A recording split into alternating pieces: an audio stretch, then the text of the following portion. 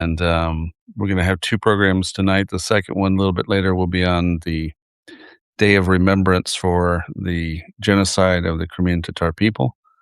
See, Chris is, thank you. I see Chris has joined us. Also, same thing, Chris. Checking audio since I'm switching the gear. We've got our new boom mic stuff and back to my other camera rig, but without the software that crashes. And also so we can have our guests on a little bit better. So, 5x5. And I hope it actually sounds better for $70 of boom mic. One of the things that I really hope to achieve tonight is bridge a gap between a chapter of past work that was kind of, not my intended schedule, as most things are not.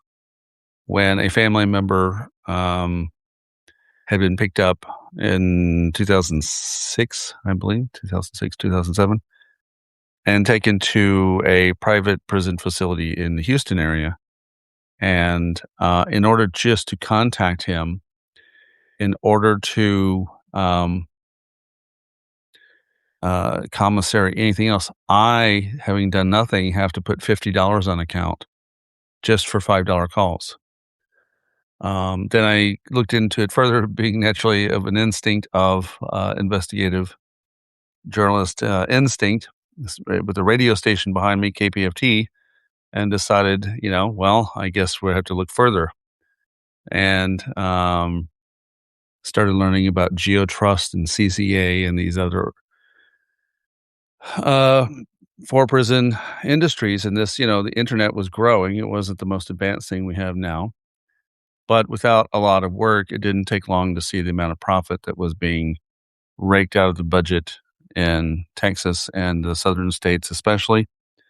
Then came the story of Sandy Fonzo in Pennsylvania, who her son, Edward, had been locked up on like a, weed charge or something.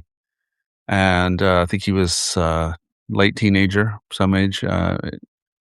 And as a result of that incarceration, he killed himself.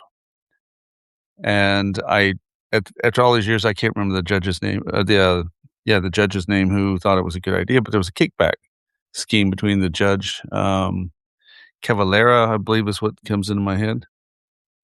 And that judge had a kickback scheme with either CCA or GEO Trust, forgive me. And that's when I built prisonforprofit.org to try to keep track of whatever news was happening at the time in that particular realm of problems. So tonight, that's a little bit about what we're going to talk about, because Nick Valencia, former CNN, longtime CNN journalist and now independent for a while, really did some deep dive that's fresh into this. And I like his report. He was on Jim Acosta about a week ago, I believe. So we'll have him in here. Then in a couple of hours, almost precisely, we will come back with our two Crimean friends of mine, Aziza Eskinder and Lenny Umarova, to talk about the history of this Day of Remembrance, number one, and then also, the current situation and more. It's been kind of quiet today here in Kyiv. Unfortunately, though, in Dnipro in the south, where our friend Sean Penner is and other friends, it was really, a tough day. So I don't know of death casualties. I know that there were casualties of injuries, at least, which also count. So, so welcome. It's a Monday night. We got two programs for tonight. As I told some of our friends when I was talking about, let me get my phone here. When I was talking about trying to make sure we had a quality set of guests instead of just trying to keep a constant regular schedule.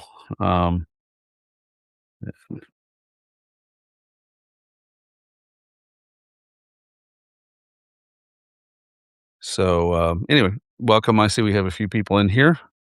If you have any comments, if you want to let me know just how you're doing, welcome, welcome, welcome.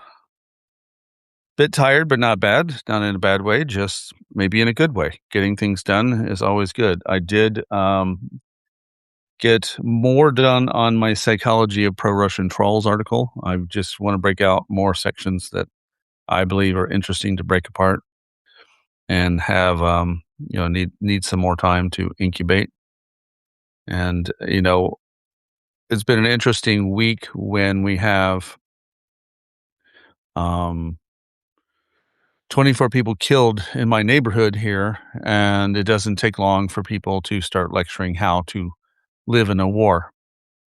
Having clearer understanding as I see it that I know they have no idea how to live in a war because they're not here. Um, so instead of just being angry about it, the better way to do it sometimes is to break it apart, take a look at it, poke fun at it, see what you can see about it, understand it, and make some progress. Again, we're just waiting for Nick to arrive, letting our friends arrive a little early. I decided to switch away from the phone system to the camera and mic system to get us a little bit something better. Um, got half of a really special feature interview I've been teasing you all with. The first half is recorded. The second half, depending on how this week goes, will be done this week, and I have been doing a lot of back research into this project that I think is very interesting. And I'm still taking guesses as to who everyone thinks I'm about to interview. That is not in the norm of what you were expecting. Is a historic person. The the product this person made, if you will, and I don't mean like physical product, but this creation of this, shall I say, genius,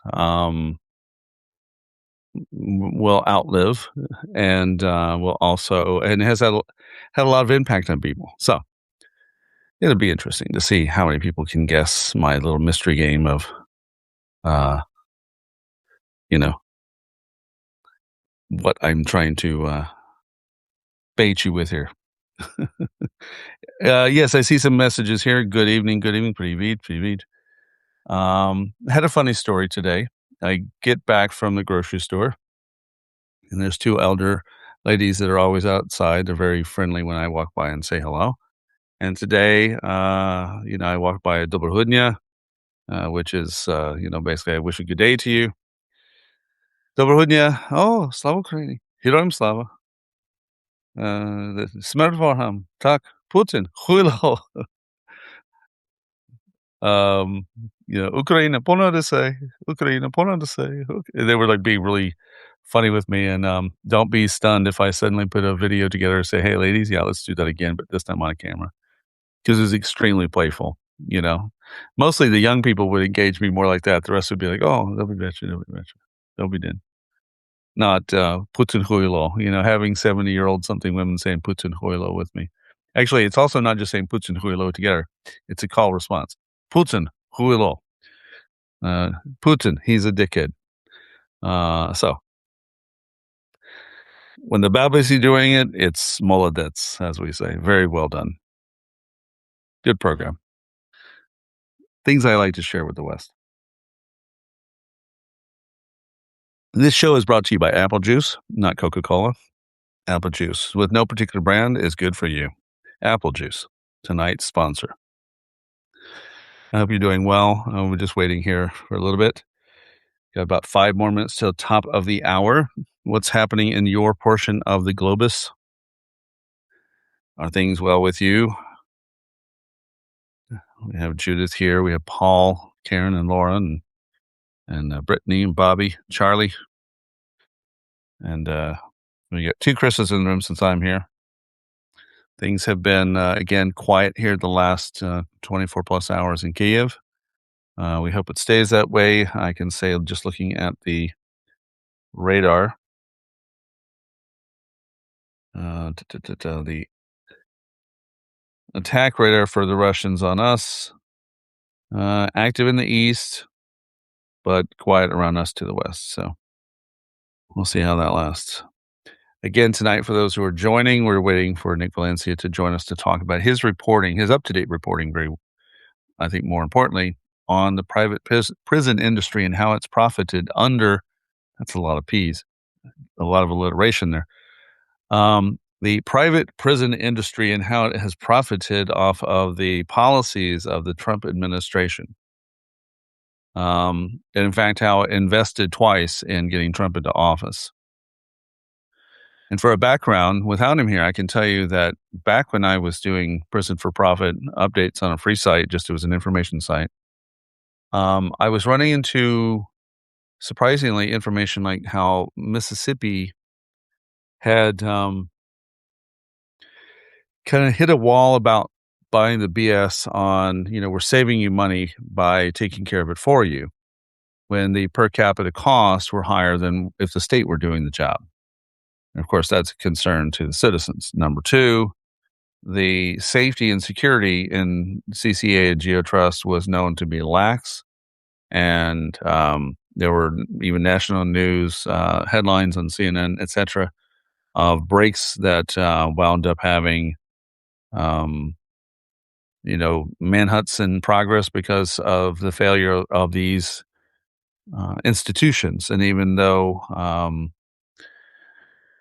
some states would be harder, others were complicit, and, plenty of politicians at the state level were involved in trying to do everything from kickbacks to, their other policy measures, other policy measures that tied into incarceration of immigrants, etc., incarceration of minorities, anything that would, satisfy other, you know, Republican objectives in some cases, like Texas, where I'm from, ALEC, the conservative uh, policy conveyor belt, if you will, was knowingly putting in policies that were designed to increase penalties so as to put more labor into these prisons. And that kind of corruption is exactly the thing we don't need, regardless of what I may think of actually guilty people. There are some people in the world that I probably would never want on the street again. That doesn't mean that I want a country that exploits slave labor, under any conditions. That's a whole nother topic. We'll see. I don't know if Nick, in some of the conditions of what he's been investigating, has covered that just yet, but we will see. And he'll be joining us here in just a minute. So how are you guys on a Monday? You said, loved your interview with the Ukrainian veteran, Laura said. Are you referring to Mykola Melnick? I believe the interview with my 47 Magura Bradley commander buddy. And forgive me, I filmed that just a little over a month ago, but with all the drone attacks, etc., on Iran and other things to film and get done, I didn't get the final cut done until, I really made sure to push it out so that we could see a really good friend. I really like talking to Mykola, especially he goes to America to talk about American policy on weapons, drones, and dealing with Ukraine. And in the process, he gets commanders there, pretty well-established commanders, saying, how many Bradleys do I need to take out a T-90? And he says very clearly, why would I take that route when I would essentially use a handful of drones to do the same thing for a significantly less price. And I think that insight is in the interview, and very well. Hey, there he is, my man. I've been giving background plus explaining some new stuff in Ukraine. How you doing, homie? Hey, how are you? So nice to be on with you here. I'm trying to get my camera and microphone. I don't think it works here. Can you guys hear me? Yeah, it's good. 5x5. Oh, wonderful. So I was telling them I'm here in Kyiv. I'm kind of getting a little updated some stuff that's here, but I gave them a little background of when I did prison for profit years ago after a family member got locked up at Joe Corley in Houston. And that there was this web around there that the first thing that really kind of clued into this is more than an immigration policy issue or even detainment issue. It says a family member, when I tried to get in touch with him for $5 per call, I have to put $50 on an account with a private company that I have no way of interact with as a citizen. I have no choice. If I And want to Chris, send how often did commissary, that money just disappear? oh, it How goes often through, were you able to make those evaporates. calls? Those things evaporate. Exactly. It's in the hundreds of dollars for most families who are directly involved in those cases. Exactly. So it's a Yeah. racket, right? And this is in Texas. And that's when I said, well, who the hell's doing this? And that was GeoTrust and CCA, which is now, what's the new name for CCA? CoreCivic and GEO Group. Yeah, CoreCivic. Yeah. So, Yeah. so for our viewers, we got some friends in here. I think we have more than enough to hit it running. One, I want to say thank you for being an independent journalist. We're going to talk about that at Oh, the thanks, end Chris. of the work that you're doing and why independent journalism is the way, especially in modern day. But Mm. this report that you did, I saw you on Jim Acosta, and you so clearly laid out a handful of reality checks about the money, the policy corruption, and then the problems in the facilities in current day, because you had some good cases. Would you like to give our audience a little overview of this news that you've put together for about the private prisons in America at this time, 2026? Yeah, thank you so much for giving me the Of course. platform. I think what everyone should be concerned about is that our tax dollars as Americans are going into this system, whether we know it or not. Mm, And people are double dipping. There are people that are detained, again, without charges, who are mhm, asking to voluntarily deport, and they're not being able to go back home. Probably the most concerning is what we're learning still happening today is that the lack of basic human medical care, mhm, basic human rights is virtually non-existent. And we have a variety of cases going on right now. Currently, there is a massive hunger strike going on at the Atalanta ICE Processing Center, one that's owned by mhm, GEO mhm, Group, one of these mhm. for-profit prisons that we're talking about. And then we also have the case of Justo Betancourt, who was in the infamous Alligator Alcatraz for months, Right. just released. And we learned I this saw your report. weekend, Yeah. yeah, we learned this weekend, Chris, that he actually suffered a near fatal stroke while Mm, in ICE custody. He never spoke up because he didn't want to concern his family even mhm. more. He was worried about, what has been done to him already. What's more concerning, though, is that ICE never told his family what happened. And so this Right. is the kinds of circumstances people are living in every day. And if you when did you first start addressing the private prison, topic? How long have you been at this? Oh gosh, I've been covering immigration for 20 years, going back to CNN. And it was Right. back in probably the Obama administration when this got expanded As I and used to really call started him to kick deporter up. in chief. I used to call him deporter in chief because You weren't alone, Chris. I mean, I have an attitude problem. between 300,000 and 400,000 people every year, and it always went up by the numbers. Every year were detained and deported under the Obama administration. And so there were people within the Latino community and beyond, our allies, who called the administrator, then President Obama, deporter in chief. And they Mhm. had merit in doing so. And so, what our documentary and our investigative report really lays out very clearly is that this isn't a left versus right thing. This Thank you. expanded and started under a different name in the 80s, really got going under President Obama as he expanded, and it's been all gas, no brakes under President Trump. Well, and that's sort of what I wanna dive into is that it's, for citizens, there are consequences, and one of the ones I said before you came on was that costs, if I were to look at the amount of per capita costs in different states, I would then go to all of our viewers and go, "Okay, how much does it take to sustain you every month? Just at a normal base rate of your rent and your food, and then compare how much these private prison industry, per capita rates are." And I think most people would be rather outraged, don't you think? Yeah, and what we learned through advocacy groups who got Mhm. this information through anecdotes, through publicly available documents, between $27,000 and $35,000 per day, per Mhm. bed, per person.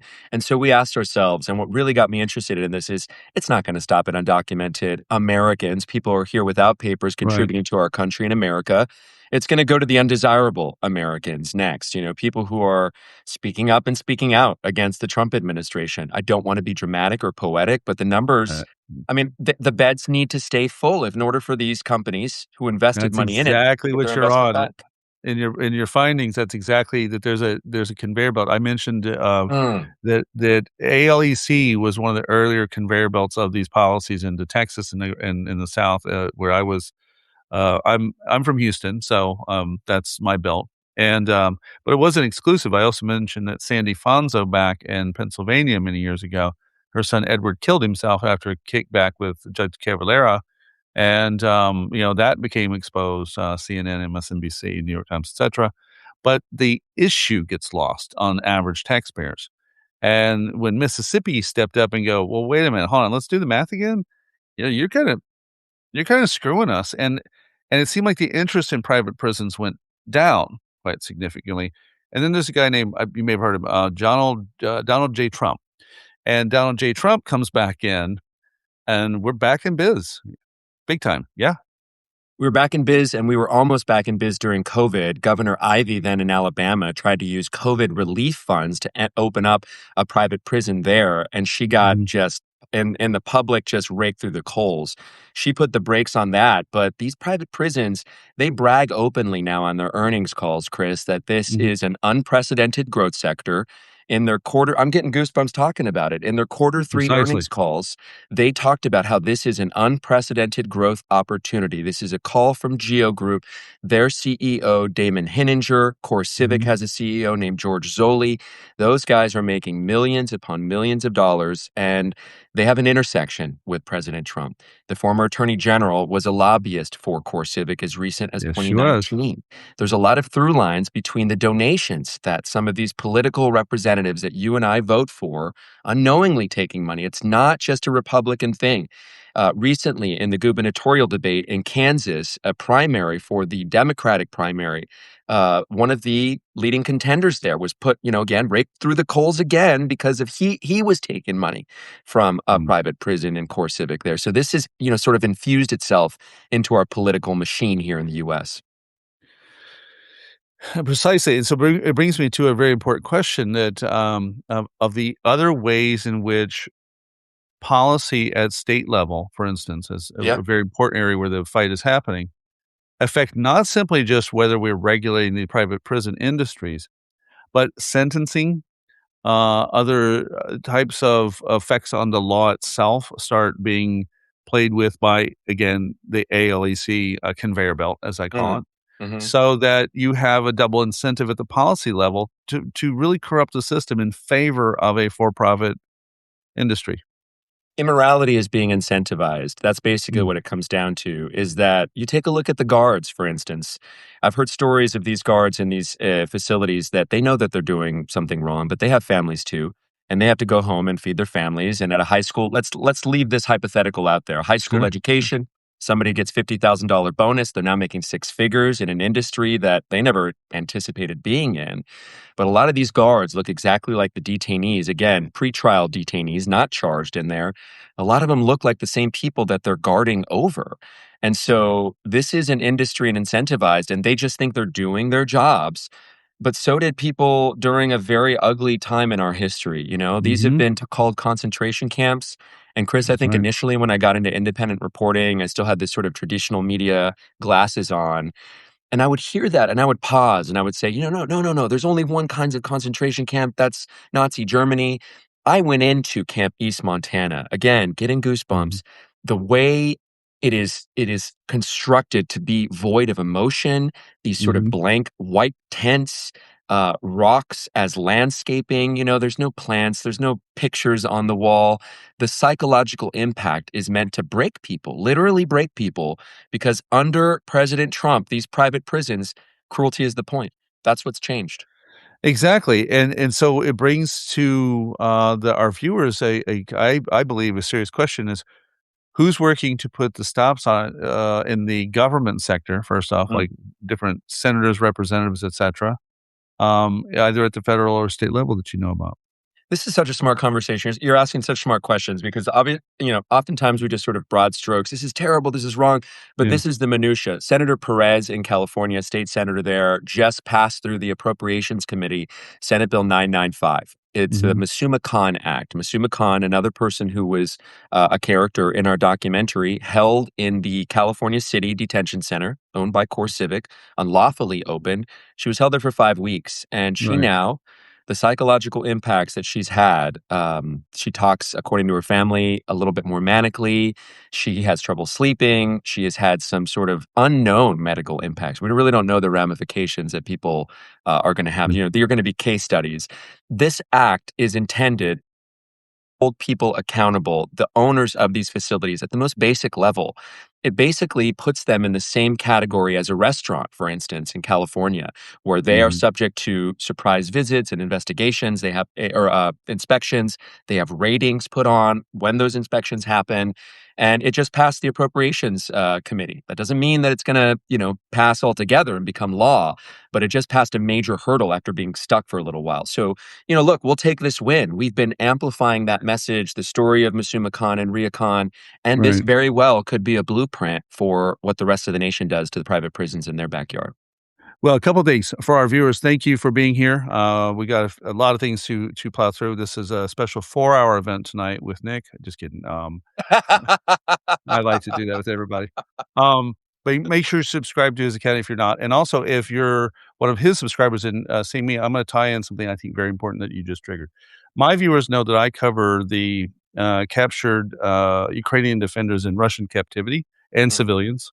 Done a lot of one-to-one interviews. My every Friday host was in Russian captivity.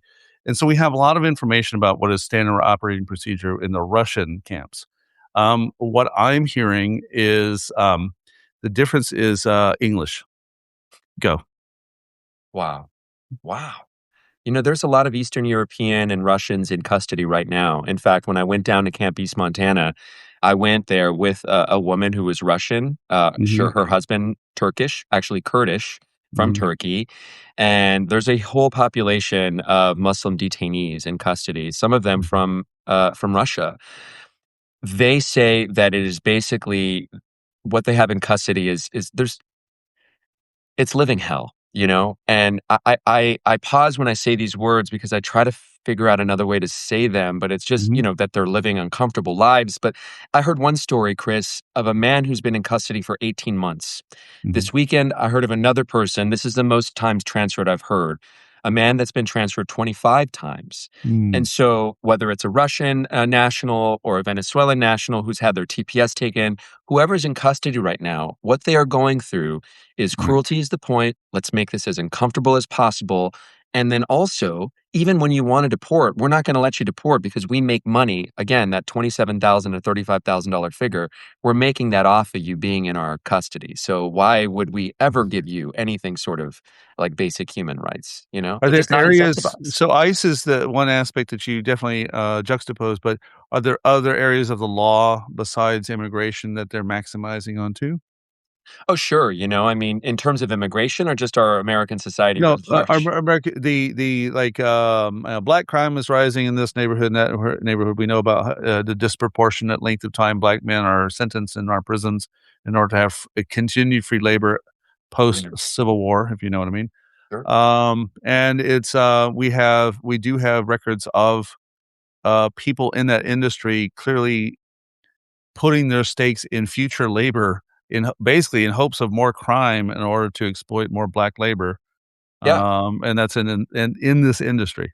And this is not a conspiracy either. What's happening is you're Yeah. getting basically these for-profit companies getting labor, forced labor at a very low cost, or otherwise they're being, denied in some cases. We found in our investigation food. Mm, They're being denied their meals. They're also expanding as well, and this should be very concerning. It's not just private prisons. GEO Group just expanded mm, into bounty hunters, a bounty hunter mm. program where they Right. hired a third party, according not just to the Intercepts reporting, but 404 Media as well. They Mm, hired third party bounty hunters to go after unaccompanied child minors who are still lost in the system. And so the expansion of this should be really concerning. Another thing, through line in terms of crime and law enforcement, we're right. seeing a lot of these ALRP, these automated license plate reading Right. cameras. And Right. those are being put up in the name, again, of law enforcement around private businesses like Walmart, major Mhm. businesses. And Mhm. they act as a way to gather data that's then sold to agencies like ICE or the Border Patrol or whoever. I mean, it's not just being used in immigration. What should concern us is the type of technology that's being used in the name of immigration with a very big bag of money behind it, $75 billion, right? And what they're doing Palantir now, money. Palantir money. Monica Palantir asked a money. yeah, exactly. Monica asked a really good question. Mentally ill are stuck in jail prisons all the time for money too. Yeah. Mentally ill, patients, are they in your report? At least maybe not I know you had specific case studies. But as you're coming across that, are you seeing untreated mental health issues that exacerbate the problem? Basically, there's no profit motive in these companies to fix that issue or address it.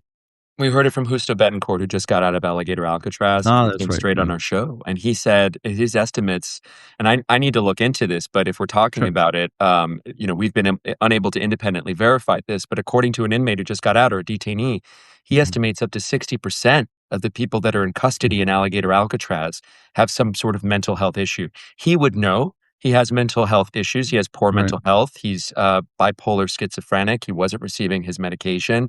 When Mhm. he was being given the wrong dosage during the wrong cycle or wrong time of day. All of that could lead to some really dark thoughts. And Yeah. he's back in the hospital right now, Chris. I mean, the story that we learned over the weekend is that he had this near fatal stroke in custody, didn't tell anybody. Now he was presenting with stroke-like symptoms again. His daughter knew something was wrong. I mean, Right. she talked to her father often, but she didn't know the clarity of what happened until this weekend, and now he's back in the hospital. Well, man, again, I think you've done an incredible job, and I know the frequency on this story well enough that when I heard you speaking on Jim's show, I went, I know this guy knows this topic, and I'm a little cocky about and territorial about topics I really dive into too, because I'm a kind of a yeah, I'm a journalist who likes to get way, way, way under the hood, but I've I been in love Ukraine that. for a while, and so someone else had to pick up the ball. You did it excellently. We have an update that's worthy. So I want to dive into your journalism, not the background, the total background, because, you're an Emmy Award winner, you were CNN for about a decade, but Oh, longer the than fact that, that but you yeah. went longer than decade, okay, so you're free to tell that background, but about becoming independent journalist, why? And I got a few questions once we get into that. So why don't we just give our viewers a little bit of background of, your journalism into independent journalism? Oh, yeah, I'm so grateful for this. So a lot of people who, are on here may not know me. My name is Nick Valencia. I'm an independent journalist now, but I'm a longtime journalist who spent nearly 20 years at CNN. I Mm, started there in mhm. 2006 as a teleprompter operator, Yeah, almost about a year out of school, journalism school. I paid my own way through USC. I grew up around a lot of gangs in Northeast LA in a community that is now gentrified.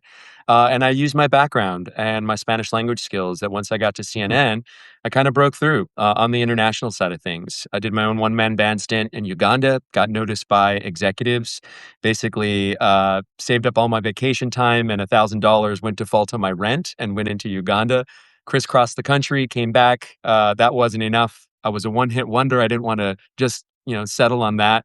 So I followed it up with covering the drug cartels, and that's how I really cut my teeth, wow. covering the Mexican drug cartels. If you go and look up my name on YouTube, Nick Valencia and El Chapo. You'll see my report. Yeah, I yeah, I was one. did, yeah. Yeah, yeah, thank you. I was one of the first people in his tunnel, the first American in his escape tunnel in Almoloya de Juarez.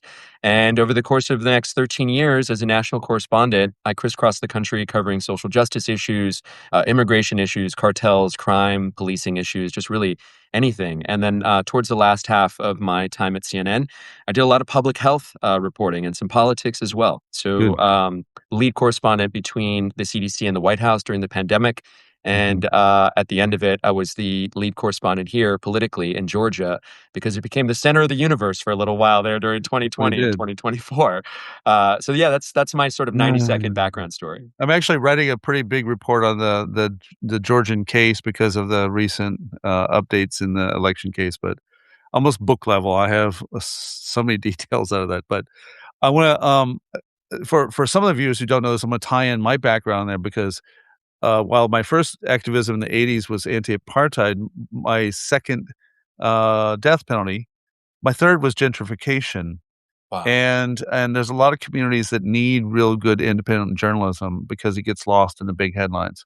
So I think you made a very good statement there that I think most people need to really hear, and when they see your reports, show the genuine voice that you're bringing to people who need that voice. And isn't that essentially what made us not deal with corporate news, and get into what people need to hear and people who need to be heard? Yes?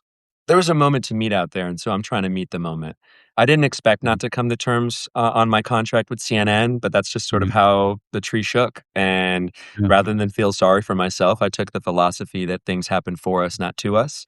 And I went onto the street with my phone. I mean, literally, I used the 20 years of training at CNN and I went vertical. And Right. that, for some reason, has become a revolutionary perspective. There are a lot of independent journalists. You're so smart. This is my first time meeting you. Like, you ask phenomenal questions, very in depth and getting into under the hood. I love it. Mad respect, man. There's a lot of Likewise. people out there who say they're journalists or who are independent journalists, and they're actually paid by somebody. Right. No one's paying me. Like, that's the Right. beauty of this. I truly see this as an active service. I'm not getting some corporate sponsor or special interest or anything like that. Well, tonight it was Yeah. apple juice. It's good apple juice. It's We brand got some free coffee apple in juice. here. Yeah. So healthy apple juice, good for your moment, apple juice. Amen. But no, you're making a good point. Like I was at Pacifica and I had editing skills and that's how I got into news. I didn't think about doing all the stuff I've done since 27 years ago. But it kept happening where I had ability to go to an event, record it, chop it, and you see it start growing into now I have a story, now I have access, now I have a, institutional memory of certain topics, Yep. and finally, I'm doing my own pieces, and I'm getting yelled at by my editor, Renee Feltz, God bless her, queen with the blue pen, and I'm getting it all wrong. But but that was beautiful. It was like and this is all by about 2003 when the Iraq War broke out, and I was very well honed within the 2 years between, 2000 and 2003 when George Bush took over, Yeah. where the skill set of difference between simply reporting and mimicking and or as my viewers like to know, I like to call it stenographers.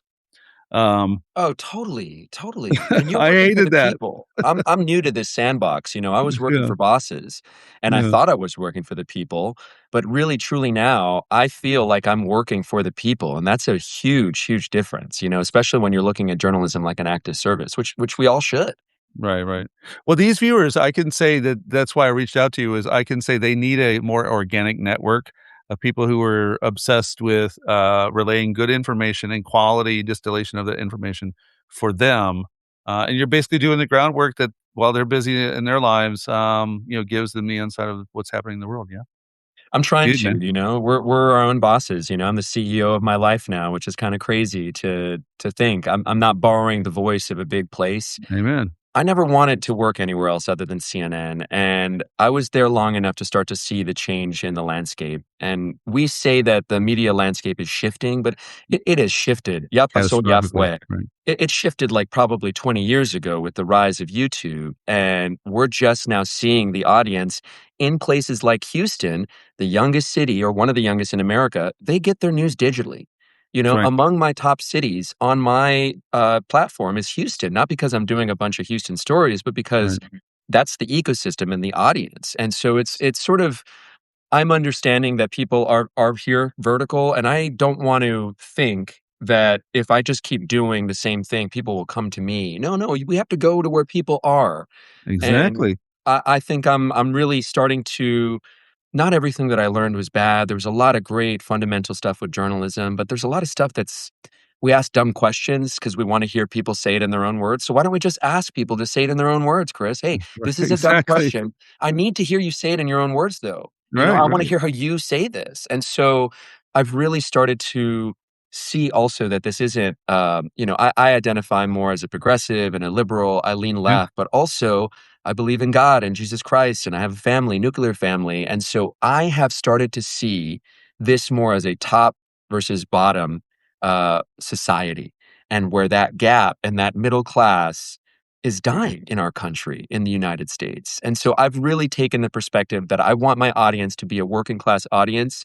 Some of them may vote for Trump, some of them may be MAGA, some of them may be part of the LGBTQ community, and they're yeah. socialist progressives. And that smattering is the prevailing wisdom that I'm trying to get at.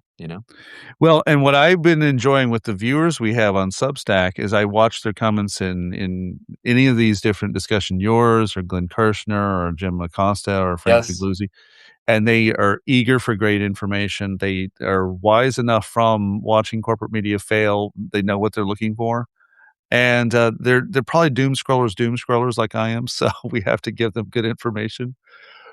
So final kind of question, and I want you to come on more often than try to I love pull that. everything into to one big thing. So, but this is a really important one, I think, for especially for them to talk about to themselves, our viewers, about the value of what this is versus that ambient collection of news from the cable networks. You pay your cable bill and you get whatever shows up, right? Now it's more engaged. So, what do you have to do now that you're an independent to gather your stories and make them come together, get them to completion, go through all the work that's required to come to a final product? How easy is that, Nick? Oh my gosh, it's not at all, but it's worth it. How do There's you how so do you put the much. pieces together? For instance, like break out to our viewers real quick. You get an impulse for something. How to them? How do you put these pieces together ultimately? So Um, this at weekend, this I get time, yeah. notice a notice that there's a hunger strike You can going pick, on. yeah. Just pick. That's a good one. Pick a Yeah, the particular Adelante example. Right. Detention Center, and Yeah. I know that there's people that I've had on my show who might have some primary source information. So we have Mhm. advocacy groups with the initial report. I pick up the phone and I call Amir, whose wife Tanya, has been in Adelante for the last 10 weeks. He knows Mhm. primary, what's going on. And I also have another source who I won't reveal their name, who Sure. has a mother who had spent time in that facility as well. And so now I have three sources to what's going on. One of those sources, Amir, alleges that his wife was sexually abused by a lesbian guard inside, and he's filed a lawsuit. Now, because we're an independent outlet and I'm not having to sort of wait for the official word from the top, I can move forward faster with that information while putting Mm. in a good faith request with Adelanto and with ICE Right. to respond to that.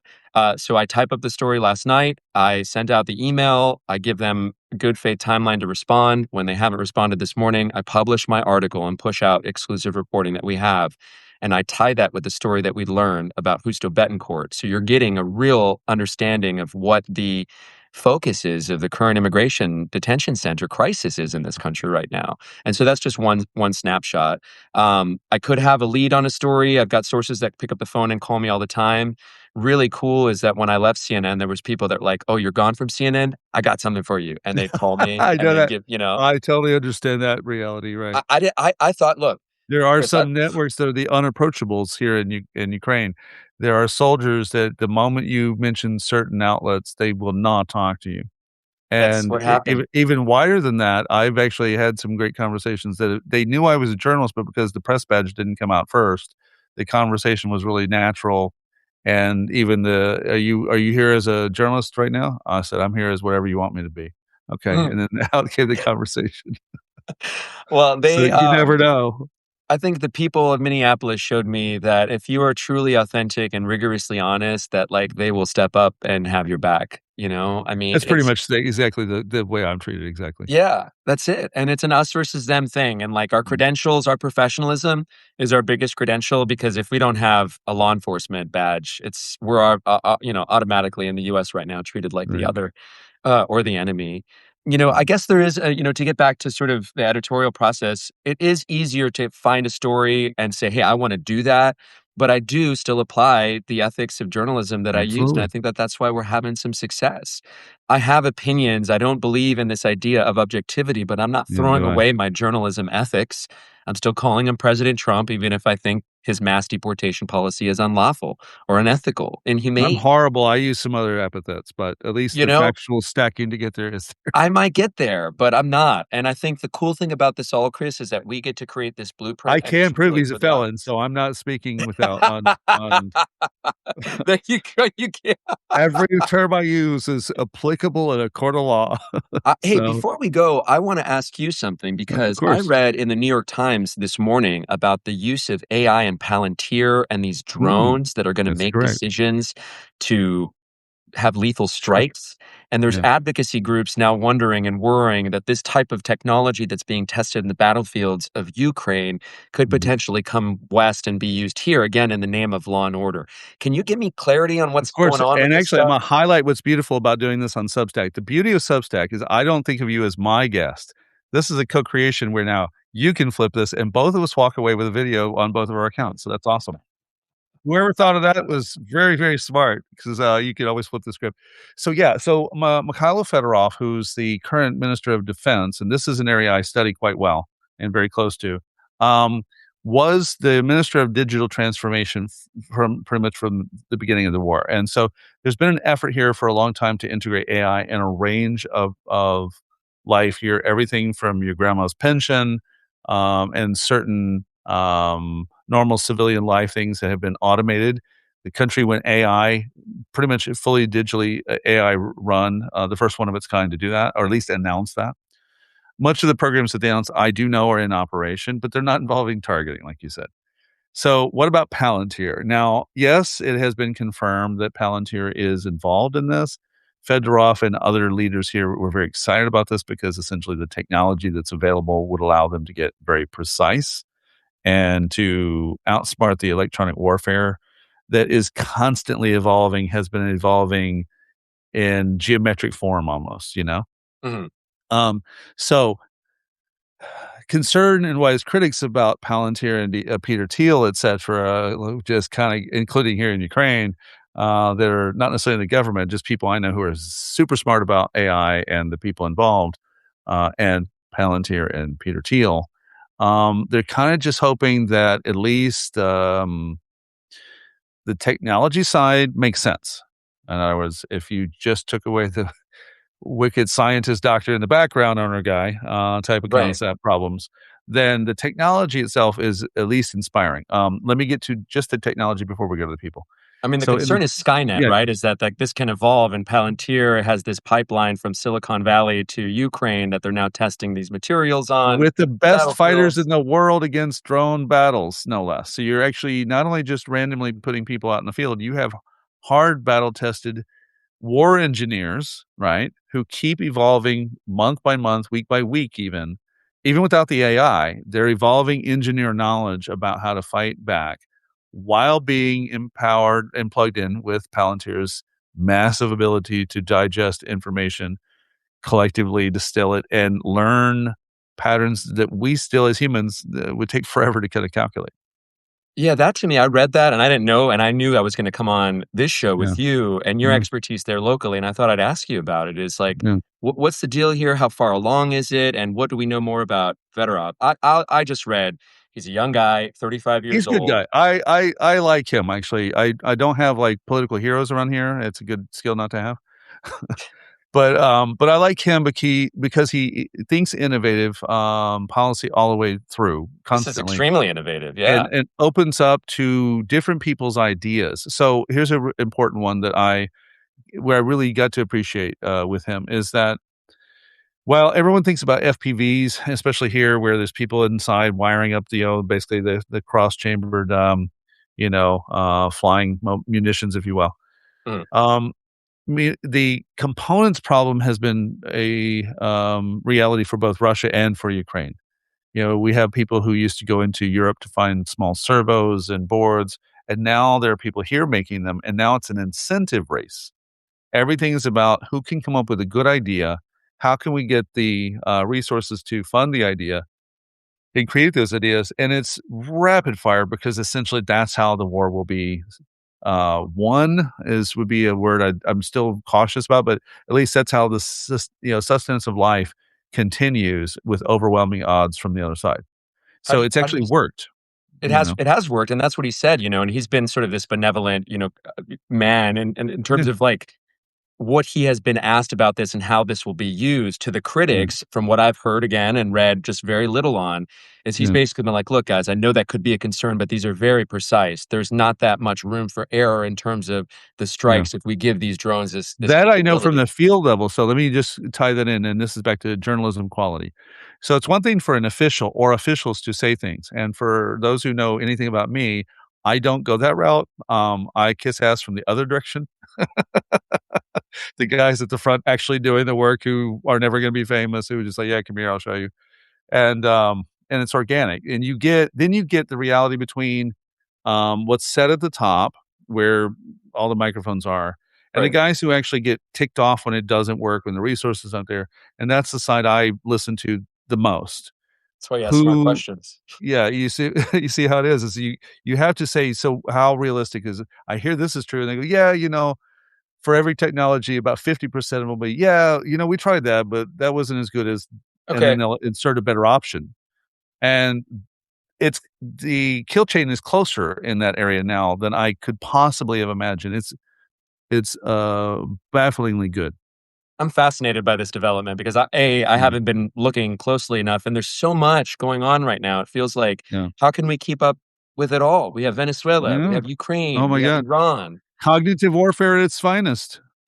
And then here, it's like at Ugh. home, there are pockets where it feels like there are domestic, clashes, like civil war in parts. Minneapolis felt like I was gearing up to go to Baghdad circa 2006 when I Yeah. was, getting all my gear to go there in January.